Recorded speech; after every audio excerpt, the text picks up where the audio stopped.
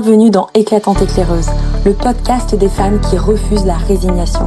Je suis Ludivine, coach holistique, et j'accompagne des femmes en quête de sens, de mieux-être, avec plusieurs outils. Du coaching, de l'hypnose humaniste, de la PNL, de l'EFT et du Human Design. Pour le pro comme le perso. Je t'invite chaque semaine à reconnecter à ton corps, à ta confiance et à ton éclat. Ici, pas de faux semblants, des histoires vraies, des prises de conscience et des clés pour oser une vie sur mesure, la tienne. Prête à briller? Alors c'est parti!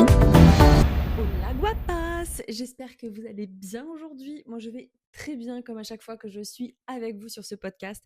Aujourd'hui, le sujet, c'est un de mes sujets chouchous puisqu'on va parler du pouvoir féminin et comment manifester, mais depuis la femme que tu es déjà, maintenant. Ok, girl. J'ai envie de te parler un peu de ce réveil de la femme consciente. Tu vois, vraiment, il y a un moment dans la vie d'une femme où quand elle sent qu'elle en peut plus de courir après sa propre vie, ou un moment où tu vois, ça devient tout fou autour d'elle, où elle réalise en fait qu'elle a coché toutes les cases, sa to-do list, enfin qu'elle a tout fait comme il fallait, je mets des guillemets quand je dis ça, mais qu'au fond en fait elle ne s'en sent pas véritablement nourrie. Tu sais, j'ai longtemps cru moi que mon pouvoir se trouvait dans ma capacité à faire. J'étais hyper éloignée de tout ce qui pouvait concerner l'être, mais j'étais très dans le faire, dans le avoir, parce que c'est un peu comme ça aussi que la société nous construit aujourd'hui, tu vois. Et en fait, j'enchaînais, je performais, j'essayais toujours de prouver, etc. Mais plus je faisais, plus j'avais cette espèce de sensation, tu vois, de me sentir un peu vide quelque part. Parce que tout était dans l'action, mais j'étais complètement déconnectée, presque comme une dissociation, tu vois, de la femme que je pouvais être, de l'être humain que je suis finalement. Et en fait, un jour, j'ai vraiment compris que manifester sa vie, c'était pas faire plus, c'était redevenir celle qu'on est déjà. C'est important ce que je te dis. Manifester sa vie, ça n'est pas faire plus, c'est redevenir celle qu'on est déjà. C'est ce dont j'ai envie de te parler aujourd'hui, clairement, c'est cette puissance intérieure, c'est ce féminin qu'on a trop souvent étouffé en voulant être forte, belle, parfaite, dispo, dans le contrôle, hors contrôle, bref, en tout cas comme ce que la société attendait sans doute de nous. Mais en fait, le vrai pouvoir, c'est justement de revenir à ton être. Et tu vois, quand je te parle du féminin, c'est quelque chose que je travaille énormément en coaching dans mon programme Grow Up parce que on va travailler sur le féminin intérieur et sur le masculin intérieur.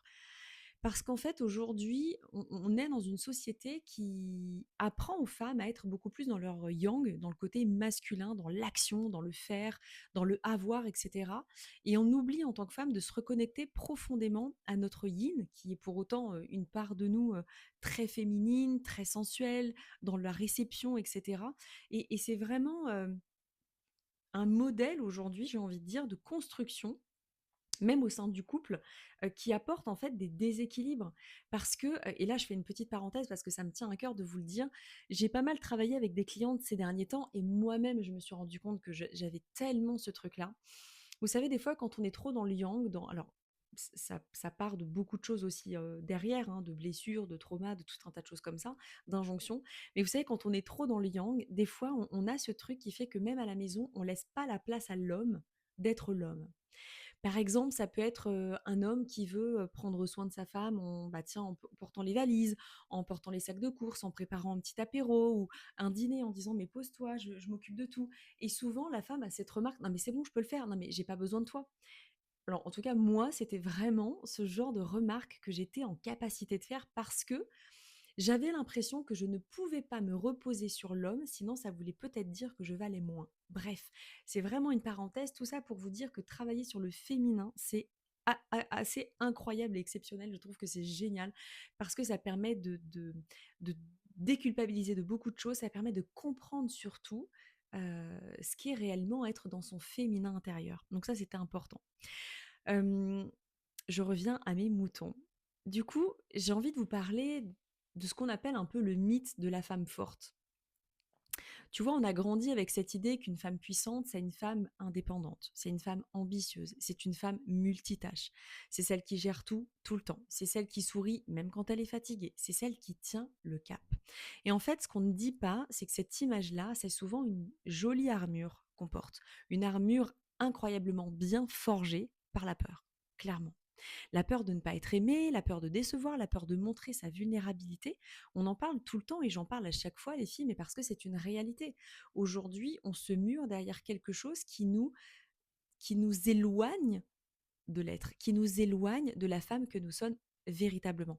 Et plus on porte cette armure, plus on s'éloigne de notre essence féminine, véritablement. Donc, parce qu'au fond, le féminin, lui, ne cherche pas à dominer. Le féminin, lui, il attire, il rayonne, il reçoit.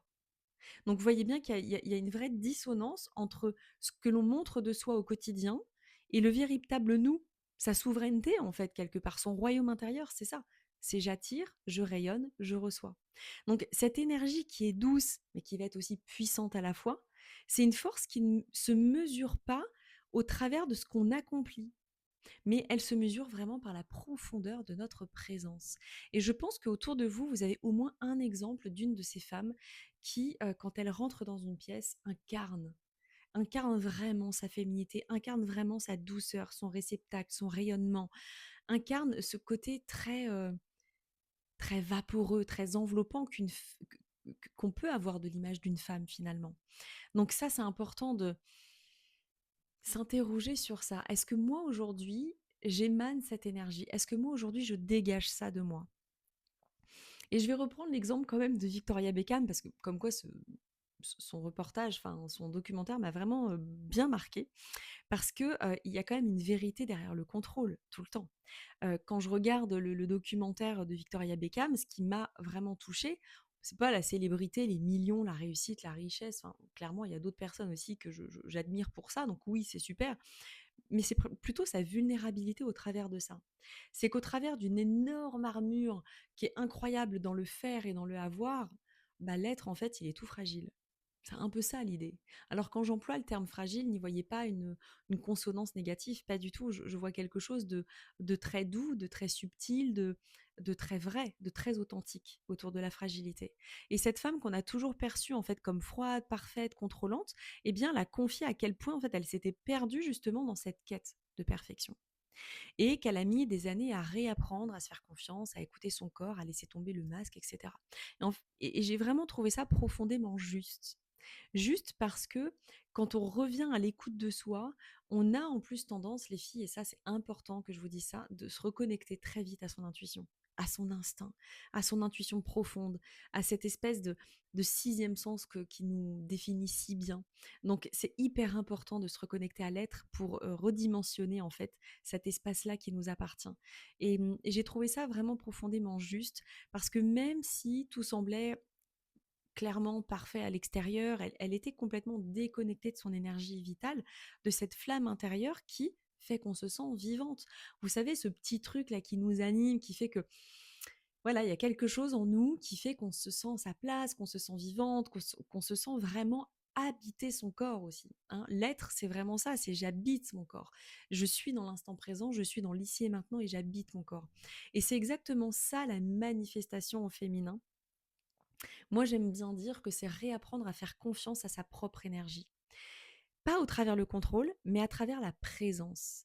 Et plus tu as une forme de présence à toi, plus clairement, bah, tu es reconnecté à tout ça. Donc quand Victoria parle aujourd'hui de paix, d'équilibre, d'amour de soi, on sent qu'elle ne cherche plus à prouver, qu'elle incarne simplement sa higher self. Alors, on va pas débattre sur elle cherche à prouver ou pas, ok, ça c'est un autre sujet, mais en tout cas, si on peut prendre l'exemple de quelqu'un d'autre, quand on incarne véritablement euh, la paix, l'équilibre, qu'on se sent bien avec soi, eh bien, on incarne sa higher self, on incarne ce moi supérieur, on incarne la femme qu'on a envie d'être demain.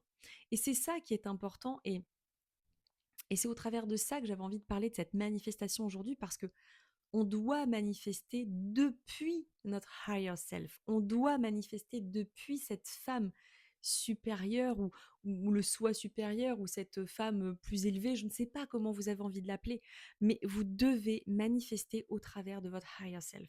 C'est l'une des clés. On parle souvent de manifestation comme un outil mental. Visualiser, écrire, répéter des affirmations, ok, il n'y a pas de problème, chacun fait ce qu'il veut. Mais manifester, c'est pas un acte mental, c'est un acte vibratoire. Alors moi, j'ai pas mal de clients qui me disent ouais, mais pourtant j'écris, je visualise, je répète des mantras. Bah ouais, meuf, mais est-ce qu'à un seul moment, tu ressens ce que tu es en train d'écrire?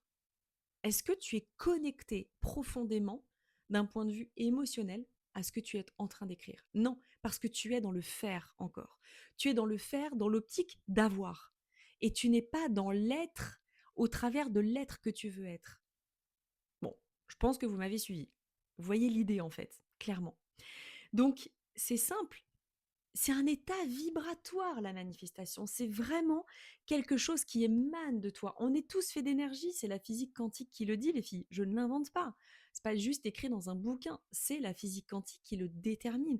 Nous sommes tous faits d'énergie. Et vous devez bien vous en rendre compte parce que ça a dû vous arriver au moins une fois dans votre vie de rencontrer quelqu'un, meuf ou mec, peu importe, dans une soirée, un dîner, une journée, et vous vous dites: «Waouh, mon Dieu, ça matche pas quoi, enfin on n'est pas du tout sur la même longueur d'onde».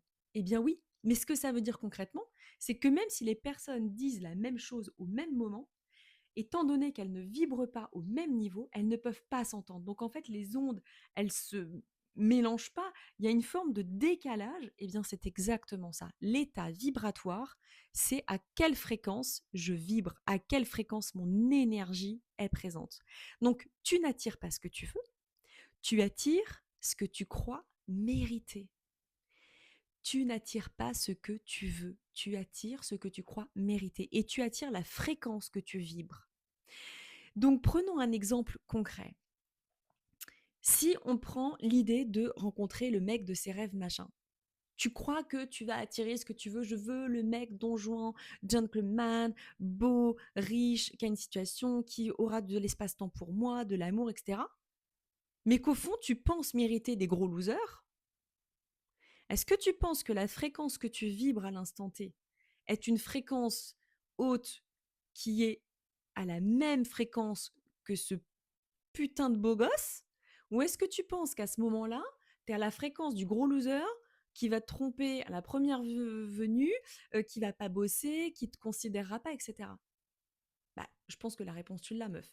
Puisque l'univers répond à ta fréquence, il va pas répondre à ce que tu veux, il va répondre à ce que tu crois mériter et il va répondre à la fréquence à laquelle tu vibres. Est-ce que tu me suis? C'est ça qui est hyper important. Retiens ça. Si tu as juste un truc à retenir, j'ai envie de te dire, de ce podcast, c'est ça, clairement. Donc, c'est pour ça que tu n'as pas besoin de courir après ton futur toi. Tu as juste besoin de te rappeler que tu es déjà là. Tu as juste besoin de te rappeler de qui tu es déjà là, maintenant. Ça, c'est important. Ta higher self, c'est pas une version lointaine, inatteignable dans une autre stratosphère. Ta higher self, c'est vraiment toi dans ta vérité la plus pure. En hypnose, moi, je le travaille quand on travaille sur le soi supérieur. C'est vraiment ça. C'est qu'est-ce que j'imagine, qu'est-ce que je ressens profondément de moi demain dans une dimension différente que je suis déjà. Tu vois? Donc, c'est vraiment ta vérité la plus pure. C'est cette femme qui a arrêté de chercher parce qu'elle a compris qu'elle est déjà ce qu'elle cherche. Tu dois arrêter de chercher parce que la seule chose que tu as à faire, c'est de comprendre que tu es déjà celle que tu cherches. Oh, je sais que ça va paraître complètement farfelu ce que je raconte pour certaines et je sais qu'il y en a qui vont faire oui, mais c'est trop ça. Meuf, c'est ça la clé. Mais vraiment. Alors oui, c'est un travail d'incarnation, bien sûr, ça se fait pas comme ça en claquant des doigts, en mode bon bah ok, c'est bon, je vibre ma higher self. Clairement pas, ça fonctionne pas. Enfin, en tout cas, si t'as vraiment la formule magique, je la veux bien. Non, c'est un travail d'incarnation. C'est tous les jours, ok, je me connecte à elle, mais qui elle est, qu'est-ce qu'elle fait, tu vois, c'est vraiment important.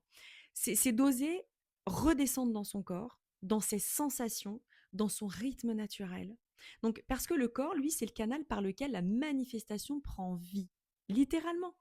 C'est au travers de ton corps que la manifestation prend vie. Parce que si ton mental veut, mais que ton corps, lui, y résiste, en fait, la vie, elle n'a pas d'espace pour circuler. Tu vois, l'espace corporel, l'espace mental, l'espace vibratoire, l'espace énergétique, émotionnel, etc., c'est tout au travers de ton corps. Donc, si ton mental, lui, veut s'accrocher à quelque chose, mais que dans ton fort intérieur, tu penses que tu es un gros caca boudin et que tu sers à rien et que tu es nul et que tu n'y arriveras pas, mais tu vibres ça. Tu vibres ce que ton corps ressent profondément, même si dur comme fer dans ton mental, tu es là, mais je veux ça, je veux ça, je veux ça. Tu vois?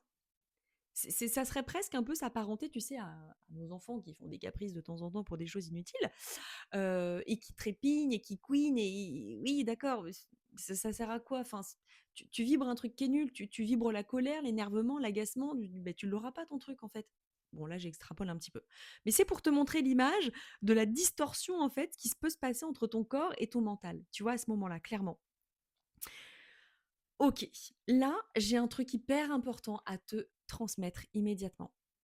C'est les 3 clés pour manifester depuis ton pouvoir féminin, d'accord?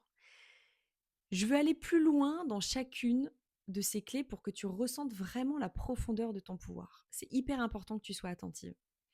La clé numéro 1 pour moi, c'est de revenir à son corps.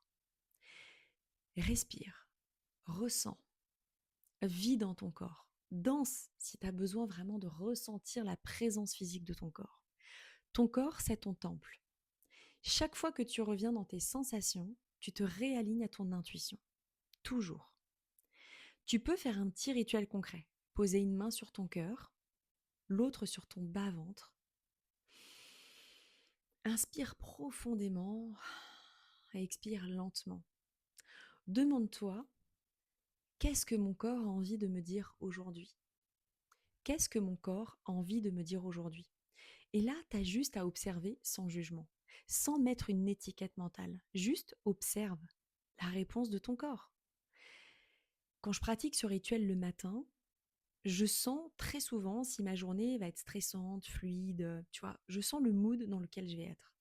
Mon corps, lui, va me guider sur les choix à faire, avant même que mon mental ait le temps de s'inquiéter. C'est-à-dire que quand je ressens ça le matin, je sais déjà de la façon dans laquelle je me suis levée le matin. Et j'ai le choix de switcher et de faire en sorte que ma journée se passe différemment. Donc ça, c'est une première clé qui peut être intéressante pour toi. Une deuxième clé, ça va être de laisser la vie te traverser. Parce que le féminin, faut pas oublier, c'est l'accueil, c'est le réceptacle, c'est pas le contrôle. Plus tu cherches à tout maîtriser, plus tu bloques le flux de vie.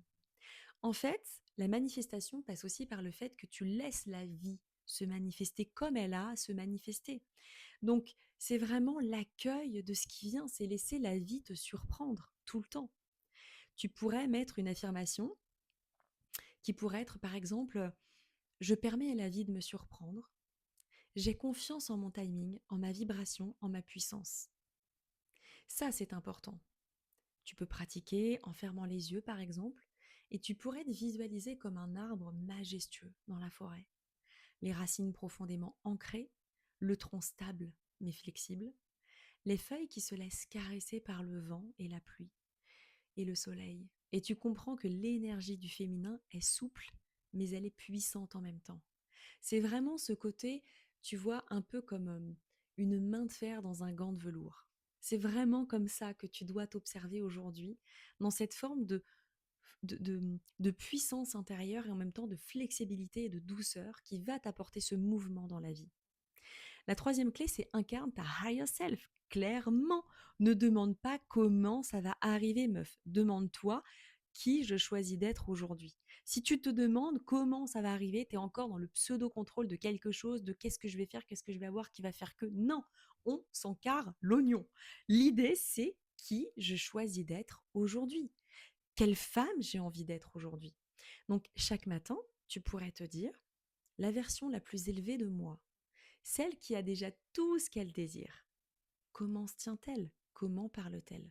Comment s'habille-t-elle? Comment rayonne-t-elle? Et essaye de vivre ta journée depuis cette énergie. C'est hyper important parce que chaque fois que tu prends une décision, si tu te demandes est-ce que cette action vient de ma higher self ou est-ce qu'elle vient de ma peur? Bah, tu verras à quel point tes choix vont devenir de plus en plus fluides et puissants parce que tu vas te réaligner. À chaque fois que tu te poses la question depuis quel espace je prends cette décision, je fais ce choix ou je fais ci, etc., demande-toi depuis quel espace ça part. Et là, tu vas avoir une vraie réponse claire. C'est hyper important de comprendre que la version de toi que tu imagines et que tu veux être existe déjà dans une autre timeline en fait, dans un autre espace-temps, elle est déjà là. Et ce qui est important aussi de comprendre, c'est que c'est comme si ce que j'essaie de te faire comprendre au travers de tout ce que je te raconte aujourd'hui, tu vois, je vais te donner un exemple pour que ça soit plus concret et imaginatif. Tu vois, les enfants, quand on leur apprend, quand ils sont à l'école maternelle, etc., ou même quand tu les as en bas âge, bref, de mettre, tu sais, ils ont des espèces de jouets en plastique avec des ronds rouges, un triangle jaune, un carré bleu et une étoile rouge. Eh bien, c'est de mettre les mêmes formes dans les mêmes formes. Eh bien, c'est comme si toi, au travers de ta higher self, ta higher self, c'est l'étoile rouge, et toi, tu as un rond jaune, et ben, tu essaies de rentrer dedans. Ah non, ça marche pas. Enfin, non, tu peux la tourner dans tous les sens. Non, ça fonctionne pas. Ben oui, tu dois déjà ressentir ce qu'est d'être l'étoile rouge pour fusionner. C'est exactement ça que tu dois faire. Si tu veux imaginer un truc très simple, imagine ça, c'est hyper fluide. Donc vraiment, c'est important de comprendre que quelque part, c'est un peu le retour à la femme magnétique. Tu vois, le côté manifestation au travers de ton féminin, c'est comment je suis magnétique au quotidien, dans toutes les sphères de ma vie. Donc c'est le féminin, comprend qu'il ne poursuit pas. Le féminin, il attire. Le féminin, il ne force pas, il inspire. Le féminin ne contrôle pas, il crée. Donc revenir à ton pouvoir féminin, c'est vraiment te rappeler que ta douceur est une force, que ton intuition est ta boussole et que ta foi en la vie est ton plus grand levier de manifestation. C'est important de faire de ta douceur ta force, de faire de ton intuition ta boussole et de faire de ta foi ton plus grand levier de manifestation. Plus tu vas avoir foi en la vie, plus tu vas manifester au travers de l'espace cœur. Aujourd'hui, je t'invite vraiment à ralentir par rapport à ça, à revenir à ton souffle, à revenir à ton cœur, à revenir à ta vérité. J'ai un mantra que j'ai concocté pour toi, que j'aimerais bien que tu te répètes et que tu inscrives ça quelque part pour que tu ressentes les choses. Répète-toi avec beaucoup d'amour. Je suis la femme et la fréquence. Je suis la source et la création. Mon pouvoir est dans ma douceur, mon corps et ma foi. Je suis la femme et la fréquence. Je suis la source et la création. Mon pouvoir est dans ma douceur, mon corps et ma foi.